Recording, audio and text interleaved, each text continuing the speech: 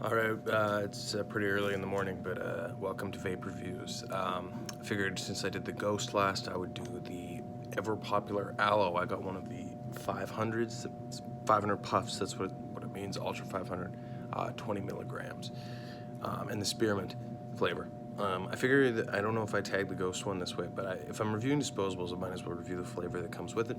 So my one thing is, this is the second one that I bought, because the first one, I bought more than two, but this is the second one I had to buy because the first one had a loose battery and it wasn't pulling fully. So I got hits, but they were tiny. I got this one for free because that was nice. But so you can see no buttons, no nothing. You just inhale, you exhale. Now I gotta say the flavor specifically on the Spearmint one is impeccable. It tastes like mint chocolate chip ice cream without the sweetness. If that makes sense, kind of a desserty spearmint kind of flavor, but without the sugar even at all. There's no hints of sweet that you often get even in mint juices and such. It's got a great pull. It's got huge smoke, right? That's a beautiful thing. I think because of how big the pull is on these things, they burn out pretty fucking quick. This thing will be done, I'm sure, any minute now.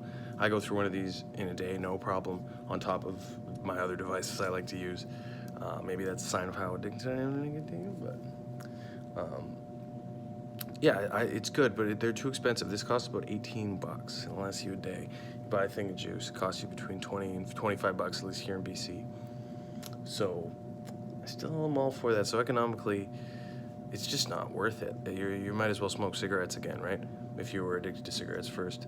But the variety of flavors is massive, especially with they have smaller ones. I can show you those. We're going on a trip. These guys here. These guys.